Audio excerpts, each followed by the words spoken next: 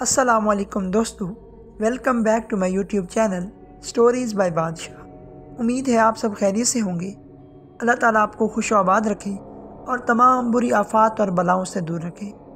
تو چلیے دوستو، اپنے آج کے خوفناک واقعے کی طرف بڑھتے ہیں۔ اس بھیانک رات کے بارے میں سوچ کر مجھے آج بھی بہت ڈر لگتا ہے۔ ہم دونوں اس دن اکیلے ہی واپس آ رہے تھے، تبھی ہماری بائک اچانک ہی خراب ہو گئی۔ ہم نے سوچا کہ جب تک بائک ٹھیک نہیں ہوگی تب تک ہم آگے نہیں بڑھ سکتے، اس لیے ہم ایک جگہ پر رک کر بائک کو دیکھنے لگے اور سوچنے لگے کہ ہمیں یہاں سے جلدی ہی گھر واپس نکل جانا چاہیے، کیونکہ رات بہت زیادہ ہو گئی ہے اور یہاں پر کوئی نظر بھی نہیں آ رہا۔ تبھی میرا ایک دوست کہنے لگا کہ ہمیں دوسرے راستے سے چلے جانا چاہیے، وہ بہت چھوٹا راستہ ہے اور ہم آسانی سے گھر پہنچ سکتے ہیں۔ ہم اس کی بات مان کر اسی راستے کی طرف بڑھنے لگے، بٹ ہمیں نہیں پتا تھا کہ ہمارا اس راستے کو اختیار کرنا کسی موت سے کم نہیں ہے، ہمیں بہت مشکلات کا سامنا کرنا پڑے گا۔ خیر، ہم اس سنسان راستے کی طرف بڑھنے لگے۔ ہمیں نہیں پتا تھا کہ ہمارے پیچھے کوئی آ رہا ہے۔ جیسے جیسے ہم آگے بڑھ رہے تھے اس کے چلنے کی آواز آنے لگی، لیکن جب ہم نے پیچھے مڑ کر دیکھا تو ہمیں کوئی بھی نظر نہیں آیا۔ ہم ایک دم سے ڈر گئے کہ یہ کیسے ہو سکتا ہے کہ کسی کے چلنے کی آواز تو آ رہی ہے مگر یہاں تو کوئی نہیں ہے۔ ہم بائک کو بہت مشکل سے آگے کی طرف دھکیل رہے تھے، کیونکہ یہ راستہ کافی ٹوٹا ہوا تھا، یہاں پر بہت پتھر پڑے ہوئے تھے اور آسانی سے چلنا آسان نہیں تھا۔ مشکل سے بائک کھینچ کر ہم آگے کی طرف بڑھ رہے تھے، بٹ ہمارے پیچھے وہ آواز بہت زور سے آ رہی تھی۔ تبھی ہم دونوں کی نظر ایک پیڑ پر پڑی۔ اس پیڑ پہ ہمیں کوئی دکھ رہا تھا۔ وہ کون تھا جو دکھ رہا تھا؟ میرے دوست نے مجھ سے کہا کہ اس پیڑ کے پیچھے کوئی چھپا بیٹھا ہے۔ اتنے اندھیرے میں کون ہو سکتا ہے؟ ہمیں رک کر اس کے پاس جانا چاہیے۔ دوستو، اس خوفناک واقعے کو آگے بڑھانے سے پہلے آپ سب سے ریکویسٹ ہے کہ ہمارے چینل کو سبسکرائب کر دیں اور بیل کے آئیکن کو دبا دیں تاکہ ہر آنے والی ویڈیو سب سے پہلے آپ کو ملے۔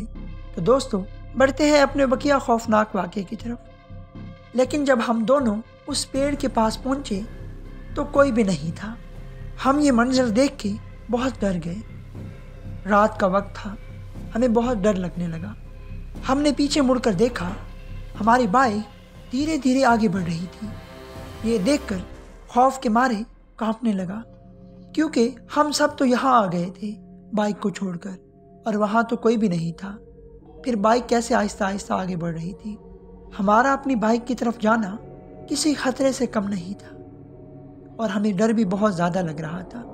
ہم یہ سوچ رہے تھے کہ یہ بائک کیسے چل رہی ہے؟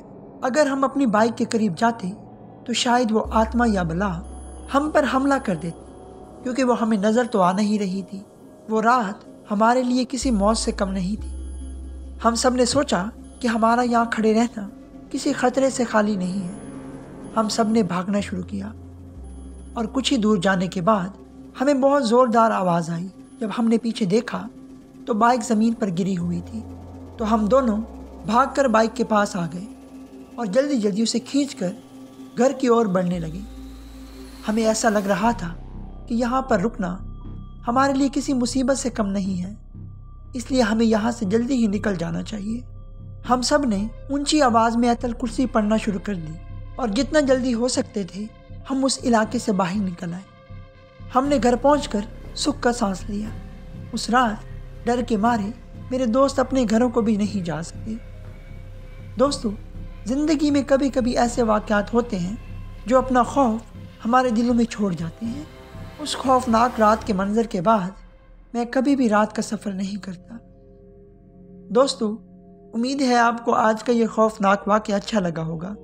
اس طرح کے مزید سچے اور خوفناک واقعات سننے کے لیے ہمارے چینل کو سبسکرائب کریں اور بیل کے آئیکن کو دبا دیں تاکہ ہر آنے والی ویڈیو سب سے پہلے آپ کو ملے۔ تو دوستو، ملتے ہیں ایک نئے خوفناک واقعے کے ساتھ، تب تک مجھے اجازت دیجیے۔ اللہ حافظ۔